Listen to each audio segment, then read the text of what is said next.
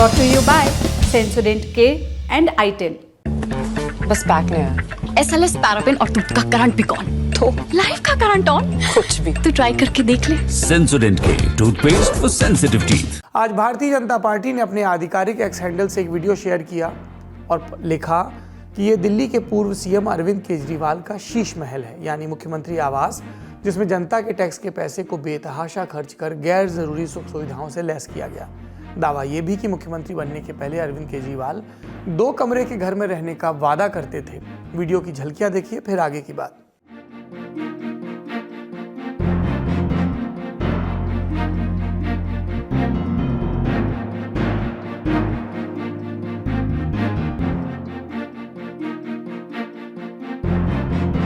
इसमें स्वर्ण मंडित टॉयलेट सीट जैसे दावे भी हैं। अब इस मुद्दे पर आम आदमी पार्टी बचाव की तैयारी में है और इसके लिए उसने कूच किया उसी मुख्यमंत्री आवास की ओर जिसके शीश महल होने के दावे किए जा रहे हैं। जब आम आदमी पार्टी के नेता यहां पहुंचे तो दिल्ली पुलिस से उनका सामना हुआ और रास्ता रुका, अंदर नहीं जाने दिया गया।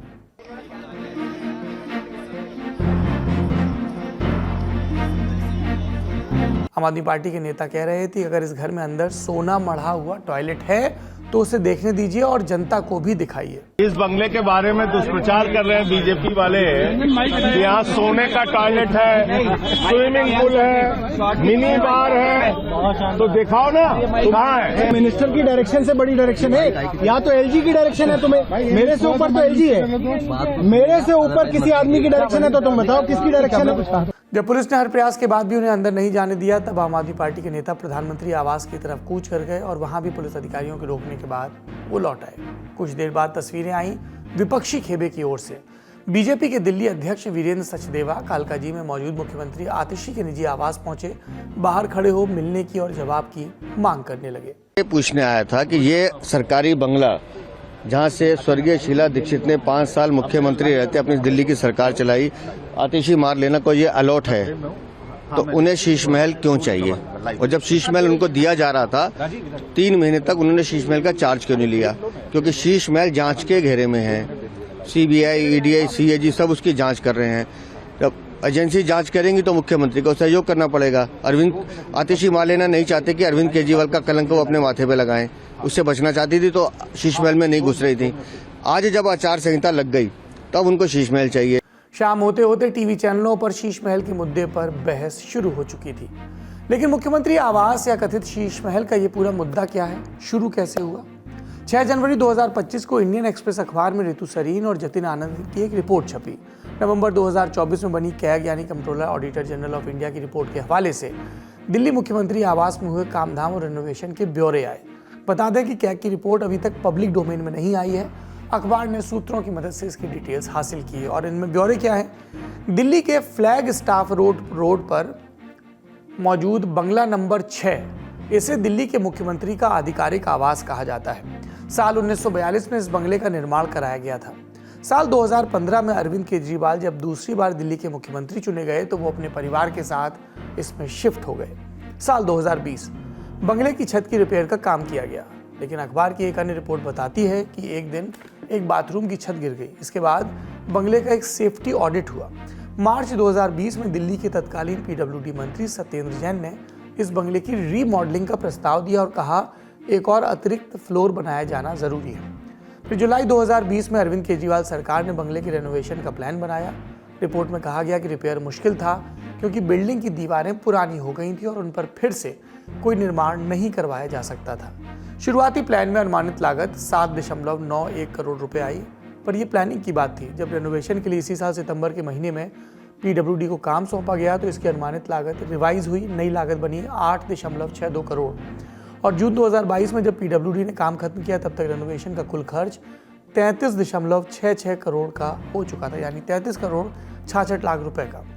यानी अनुमान और असत लागत के बीच 25 करोड़ 4 लाख रुपए का अंतर था। इंडियन एक्सप्रेस की रिपोर्ट के मुताबिक इस कुल खर्च का 18.88 करोड़ आर्टिस्टिक, एंटीक और हाई क्वालिटी की सजावटी चीज़ों पर खर्च किया गया और ऐसी सारी चीज़ों को पीडब्ल्यूडी ने अपने खाते में एक्स्ट्रा आइटम्स मार्क करके रखा। लेकिन ये लागत इतनी कैसे बढ़ गई, इसके बारे में कुछ ब्यौरे भी रिपोर्ट में मिले हैं। अगर घर में मौजूद कुछ महंगे सामानों की सूची देखें तो टीवी कंसोल आया 20,34,000 का, किचन का सामान 39,08,000 का, ट्रेडमिल और जिम का सामान 18,52,000 रुपए का, सिल्क की कालीन 16,27,000 की, एल शेप का सोफा 6,40,000 रुपए का, मिनी बार की यूनिट 4,80,000 रुपए और गोल्ड डाइनिंग टेबल 4,80,000 रुपए। इसके अलावा कुछ और चीज़ों का जिक्र है जिन्हें निर्माण के समय बदला गया और लागत में बढ़ोतरी आई, जैसे पीतल के हैंडल्स को स्टेनलेस स्टील के हैंडल से रिप्लेस किया गया, लागत बढ़ी 5,12,000। दीवारों पर लगने वाली टाइल्स को मार्बल से रिप्लेस किया गया, लागत बढ़ी 46 लाख। 10 वाट की एलईडी लाइट्स को 12 वाट की स्मार्ट एलईडी लाइट से बदला गया और 45,72,000 की लागत बढ़ गई। जिन एक्स्ट्रा आइटम्स का जिक्र हमने कुछ देर पहले किया वो भी रिपोर्ट में जगह पाते हैं। इनमें 198 सिविल एक्स्ट्रा आइटम और 40 इलेक्ट्रिकल एक्स्ट्रा आइटम थे। इसमें क्या शामिल था? लिफ्ट और स्लाइडिंग डोर, कीमत 61,13,000। 3 फ्लोर पर बने मॉड्यूलर किचन, कीमत 68,75,000। क्लास ए का व्हाइट पर्ल मार्बल स्टोन, कीमत 2,21,00,000। 4 कमरों में ग्लास के स्नानघर और दरवाजे, कीमत 2,87,000। पूरे घर का इंटीरियर वर्क, कीमत 3,51,00,000। 7 कमरों के पर्दे, कीमत 95,90,000। किचन का गेट, कीमत 6,55,000। बता दें ये कुछ ही आइटम्स का जिक्र है और भी जिक्र है कैग की रिपोर्ट में। इसके अलावा कैग की रिपोर्ट में पीडब्ल्यूडी के काम पर भी कुछ टिप्पणियां की गई, जैसे सितंबर 2020 से जून 2022 के बीच मुख्यमंत्री आवास का बजट 5 बार रिवाइज हुआ। हर रिवीजन में बजट कुछ लाख से कुछ करोड़ तक बढ़ाया गया। बाथरूम के सामान, फर्नीचर और जिम के सामान को उनकी जगहों पर फिक्स करने और रखने के लिए भी 1,87,00,000 रुपए खर्च किए गए। भूतल की रीमॉडलिंग की गई और एक अतिरिक्त फ्लोर का निर्माण कराया गया। इस्तेमाल कुछ सामानों के सप्लाई वाउचर, चालान, उन सामानों की वास्तविकता और उनके खरीद मूल्य को वेरीफाई नहीं किया जा सका क्योंकि इसके लिए ज़रूरी पेपर वर्क मौजूद नहीं था। कैग की रिपोर्ट में और क्या डिटेल्स हैं ये जानने के लिए हमने पत्रकारों से भी बात की। दिल्ली में इस वक्त मुख्यमंत्री बंगला विवाद चल रहा है। बंगला विवाद दरअसल शुरू हुआ एक सीएजी की लीक्ड रिपोर्ट को लेकर के। लीक्ड हम इसलिए कह रहे हैं क्योंकि अभी जो सीएजी रिपोर्ट पर चर्चा चल रही है वो कभी विधानसभा के पटल पर रखा ही नहीं गया और जब तक विधानसभा में उसे पेश नहीं किया जाता है तब तक वो रिपोर्ट जो होती है वो आधिकारिक रिपोर्ट नहीं होती है।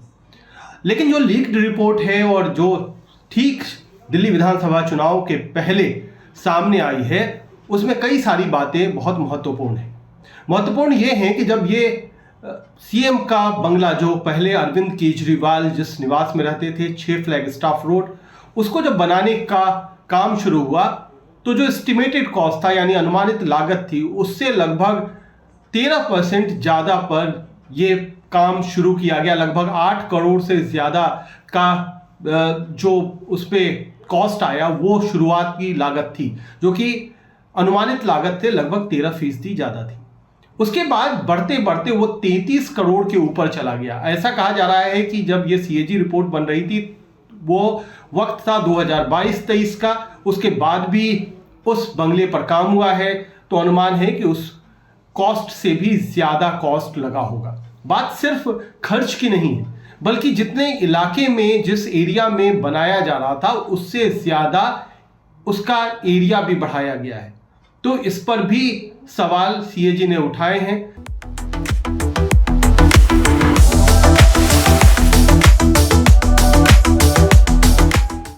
पर बात इतनी बड़ी हो कैसे गई? इसके लिए 8 मई 2023 को चलिए जब सीनियर कांग्रेस नेता अजय माकन ने उपराज्यपाल वीके सक्सेना से शिकायत की। उपराज्यपाल ने राज्य के चीफ सेक्रेटरी नरेश कुमार से कहा बंगले में बेतहाशा और गैर जरूरी खर्चों की जांच करें। सितंबर 2023 सीबीआई ने इस मामले में एक प्राथमिक इंक्वायरी रजिस्टर की। फिर अगस्त 2024 सेंट्रल पब्लिक वर्क्स डिपार्टमेंट यानी सीपीडब्ल्यूडी ने 3 इंजीनियर्स को निलंबित किया। इल्जाम कि मुख्यमंत्री आवास पर हुई कथित अनियमितता में वो शामिल है। फिर 6 दिसंबर 2024 को भाजपा विधायक और दिल्ली विधानसभा में नेता विपक्ष विजेंद्र गुप्ता की शिकायत पर एलजी वीके सक्सेना ने जांच का आदेश दिया। ये तो कैग रिपोर्ट का ब्रीफ हुआ। अब आपको एक और जानकारी देते हैं। ये रिपोर्ट तत्कालीन कैग गिरीश चंद्र मुर्मू के कार्यकाल में तैयार हुई। 30 नवंबर 2024 को उनका कार्यकाल खत्म हुआ और इसके ठीक एक हफ्ते पहले उन्होंने इस ऑडिट रिपोर्ट पर दस्तखत किए। ऐसे में जीसी मुर्मू के बारे में भी जानकारी कर लेनी चाहिए। कौन है वो? प्रशासनिक सेवाओं में इतिहास क्या रहा है? 21 नवंबर 1959 को ओडिशा के मयूरभंज में उनका जन्म हुआ। माँ स्कूल टीचर, पिता रेलवे में काम करते थे। उत्कल विश्वविद्यालय से राजनीति शास्त्र में बैचलर और मास्टर्स की डिग्री हासिल की। कुछ समय तक स्टेट बैंक ऑफ इंडिया में प्रोबेशनरी ऑफिसर की नौकरी की। फिर आया साल 1985। इस साल जीसी मुर्मू का सिलेक्शन भारतीय प्रशासनिक सेवा में हुआ। नाम के आगे IAS लिखा गया। काडर मिला गुजरात का, यानी अब IAS मुर्मू को गुजरात में लंबे समय तक अपनी सेवाएं देनी थी। लेकिन 2001 में जब केशुभाई पटेल की जगह नरेंद्र मोदी मुख्यमंत्री बने, तब जीसी मुर्मू का पद बदला। खबरों के मुताबिक सबसे पहले उन्हें माइंस और मिनरल्स विभाग का कमिश्नर बनाया गया, फिर वो गुजरात मैरीटाइम बोर्ड के निदेशक हुए। पर चार्ज मिलने के कुछ ही दिनों बाद वो MBA का कोर्स करने यूनिवर्सिटी ऑफ बर्मिंघम चले गए, यानी सबैटिकल पर चले गए, पढ़ाई के लिए छुट्टी पर चले गए। साल 2004 में वो अपने गुजरात काडर, अपने होम काडर वापस लौटे। तब तक सूबे में एक बड़ा बदलाव हो चुका था। फरवरी 2002 में गुजरात में गोधरा कांड और उसके बाद हिंदू मुस्लिम दंगे हो चुके थे, जिसमें 1044 लोगों की मौत हुई थी और 223 लोग लापता हुए थे। इस दंगे के नियंत्रण को लेकर सूबे की सरकारी मशीनरी और अधिकारियों पर सवाल उठे, साथ ही कुछ पुलिस एनकाउंटर्स की वैधता पर भी। इन हालातों में साल 2004 में जीसी मुर्मू को राज्य के गृह विभाग का सचिव बनाया गया। इन सब के बीच दिल्ली में सरकार भी बदल चुकी थी। अटल बिहारी वाजपेयी के नेतृत्व वाली NDA सरकार रुखसत कर चुकी थी और मनमोहन सिंह के नेतृत्व वाली और सोनिया गांधी के नियंत्रण वाली UPA सरकार सत्ता में आ चुकी थी। इन सब के दौरान दंगे और पुलिस एनकाउंटर के केसेस की CBI द्वारा जांच की जा रही थी। कई मामलों की सुनवाई गुजरात के बाहर की अदालतों में हो रही थी और कुछ केसेस सुप्रीम कोर्ट में चल रहे थे। ऐसे में जीसी मुर्मू के सामने जिम्मेदारी थी कि इन तमाम केसेस में वो गवर्नमेंट ऑफ गुजरात यानी गुजरात सरकार को रिप्रेजेंट करें। न्यूज़ 18 में प्रकाशित एक आर्टिकल के मुताबिक जीसी मुर्मू ने तमाम केसेस की मुकम्मल पैरवी सुनिश्चित की, साथ ही दंगे की जांच के लिए बने तमाम आयोगों के सामने राज्य सरकार का पक्ष रखने के लिए भी मौजूद रहे। उनकी कार्यशैली पर सवाल भी उठे। द हिंदू में प्रकाशित खबर के मुताबिक गुजरात के पूर्व DGP और साल 2002 में गुजरात के इंटेलिजेंस ब्यूरो के हेड रहे RB श्री कुमार ने सुप्रीम कोर्ट में दायर अपने हलफनामे में जीसी मुर्मू पर इल्ज़ाम लगाए और कहा कि दंगों की जांच के लिए बने नानावती कमीशन ने जब साल 2004 में पूछताछ शुरू की तो गवाहों को पहले से ट्यूटर करने के लिए जीसी मुर्मू को तैनात किया गया। श्री कुमार ने यह भी इल्ज़ाम लगाया कि मुर्मू ने तथ्य दबाने के लिए DGP के काम में दखल की कोशिश की। साल 2015 में एक पोर्टल द वायर को दिए इंटरव्यू में जीसी मुर्मू ने इन आरोपों को कोरा करार दिया, यानी असत्य बताया। इससे इतर साल 2013 में जीसी मुर्मू से CBI ने 2004 में हुए इशरत जहां एनकाउंटर के बारे में भी पूछताछ की। जून 2004 में इशरत जहां और अन्य 4 लोगों की एक पुलिस एनकाउंटर में मौत हो गई थी। पुलिस का दावा ये लश्कर के आतंकवादी थे और तत्कालीन मुख्यमंत्री नरेंद्र मोदी की हत्या की साजिश रच रहे थे।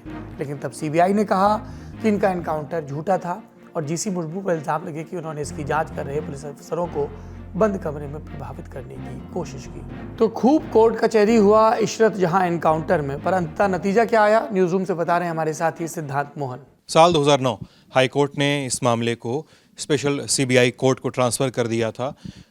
ट्रायल कोर्ट में सुनवाई के दौरान, CBI ट्रायल कोर्ट में सुनवाई के दौरान ये बात हुई कि स्टेट गवर्नमेंट और CBI कोर्ट इस नतीजे पर थे, एक आम राय पर पहुंचे थे, एक आम सहमति पर पहुंचे थे कि एनकाउंटर के वक्त सारे पुलिसकर्मी अपनी ड्यूटीज़ निभा रहे थे। फिर मार्च 2021 में इस केस में सभी पुलिस वाले, जो आखिरी पुलिस वाले आरोपी थे, उनके खिलाफ केस को डिसमिस कर दिया गया। ये कहा गया कि पुलिसकर्मियों ने जिस भी इंटेल पर एक्शन लिया वो साउंड था और करेक्ट इन्फॉर्मेशन था, और इशरत जहां समेत जो 3 लोग मारे गए थे उन चारों लोगों के लिए के समर्थन में ऐसे कोई सबूत नहीं मिलते हैं जो ये कहते हो कि वो लोग टेररिस्ट नहीं थे, यानी आतंकी थे। और इस पूरे एनकाउंटर को कोर्ट ने एक तरह से सही ठहराया, सभी आरोपियों को बरी करते हुए। ये सब इल्ज़ाम चलते रहे, लेकिन जीसी मुर्मू नरेंद्र मोदी जो गुजरात के मुख्यमंत्री थे उनकी गुड लिस्ट में बने रहे और 2008 में उन्हें मुख्यमंत्री के ऑफिस में एडिशनल प्रिंसिपल सेक्रेटरी की कुर्सी मिली। साल 2014 तक वो नरेंद्र मोदी के साथ गुजरात सरकार में ही अलग अलग रोल्स में अपनी सेवाएं देते रहे बतौर IAS। 2014 में हम सब जानते हैं देश की राजनीति में निर्णायक बदलाव आया और गुजरात के मुख्यमंत्री नरेंद्र मोदी अब पूरे देश के प्रधानमंत्री बन गए। इसके बाद 2015 में जीसी मुर्मू का दिल्ली में डेपुटेशन हुआ, यानी वो केंद्र सरकार की सेवाओं में आ गए। सबसे पहले उन्हें वाणिज्य मंत्रालय से जोड़ा गया, वो ज्वाइंट सेक्रेटरी बने। साथ ही प्रधानमंत्री की सलाहकार समिति के सदस्य भी। आने वाले वर्षों में वाणिज्य मंत्रालय में उन्होंने अलग अलग भूमिकाएं निभाई और फिर आया नवंबर 2019 जब उन्हें सेवानिवृत्त होना था। लेकिन तब केंद्र ने उन्हें एक दूसरी जिम्मेदारी दी, जम्मू कश्मीर का नया उपराज्यपाल बनाया गया। उन्होंने सत्यपाल मलिक की जगह ली, जो जम्मू कश्मीर के राज्यपाल थे। लेकिन हम जानते हैं कि अनुच्छेद 370 को निष्प्रभावी करने के फैसले के बाद जम्मू कश्मीर को एक केंद्र शासित प्रदेश बना दिया गया था, लद्दाख को अलग यूटी बनाया गया और ऐसे में गवर्नर की जगह वहां पर लेफ्टिनेंट गवर्नर की पोजीशन बन गई। जीसी मुर्मू को दी गई जिम्मेदारी बड़ी थी। फिर 5 अगस्त 2020 को खबर आई कि उन्होंने इस पद से इस्तीफा दे दिया। खबरें चली कि उन्हें प्रवर्तन निदेशालय का अगला निदेशक बनाया जा सकता है। लेकिन 8 अगस्त 2020 को यह कयासबाजी खत्म हुई जब उन्हें देश की कंट्रोलर और ऑडिटर जनरल के पद पर बिठाया गया और वो इस कुर्सी पर बैठने वाले पहले आदिवासी व्यक्ति थे। आपने कैग रिपोर्ट तैयार करने वाले अधिकारी के बारे में विस्तार से जान लिया। अब इस मुद्दे पर, यानी दिल्ली में मुख्यमंत्री का बंगला, उसमें शाह खर्ची हुई या जरूरी खर्च हुआ और इस पर चल रही बहस पर लौटते हैं। क्योंकि ये पूरा मामला आम आदमी पार्टी की सरकार से जुड़ा है, इसलिए भाजपा हमलावर थी। बहस निर्णायक तब हुई जब 5 जनवरी को दिल्ली के रोहिणी में एक जनसभा में प्रधानमंत्री नरेंद्र मोदी ने भी इस पर टिप्पणियां की। जब दिल्ली के लोग ऑक्सीजन और दवाओं के लिए भटक रहे थे, तब इन लोगों का पूरा फोकस अपना शीश महल बनवाने में था। आम आदमी पार्टी का इस मुद्दे पर कहना है कि यह आवास अरविंद केजरीवाल का निजी नहीं है। जो भी मुख्यमंत्री होगा बंगले का इस्तेमाल करेगा। वही मुख्यमंत्री का आवास है। उन्होंने पहले सामान फेंकवाया, फिर उसके बाद अलॉट किया, फिर उसके बाद कैंसिल किया। आपने मजाक बना रखा है।